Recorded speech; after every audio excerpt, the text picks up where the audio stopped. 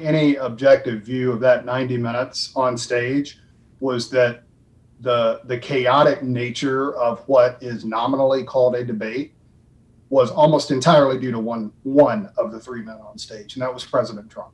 He came in clearly with a mission to do anything, say anything, and say it at any moment, to throw Biden off his game, to throw the host, Chris Wallace. Did they accomplish what they needed to accomplish? Clearly, President Trump has spent the campaign trying to frame Biden as weak, as old, too old for the presidency, a little addled, rattled, confused. Were there moments where you could say, well, he really knocked Biden off his game and Biden was a little rattled? Yes.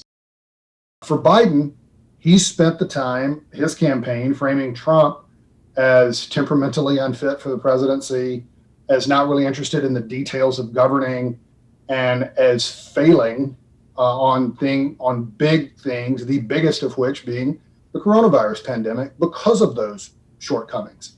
That's been Biden's core argument. He still, even amid all the chaos, found a way to try to slip in some of those arguments along the way. Biden's strongest moments were when he just turned away from Trump completely, even turned away from moderator Chris Wallace, and looked directly at the camera. You know, at one point, kind of deviating off of this fight over whose family is more corrupt. And Biden just looked at the camera and said, this is not about his family. It's not about my family. It's about your family. Biden at one point just sort of rolled his eyes and he said, this is just so unpresidential. President Trump, again, said that he just wants a full and fair count, but he never did say explicitly, yes, I will. Yes, I will. Yes, just a plain yes.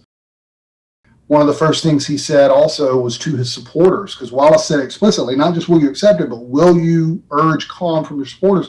He said, I'm going to tell my supporters to go to polling places and watch closely. That can be interpreted a lot of different ways.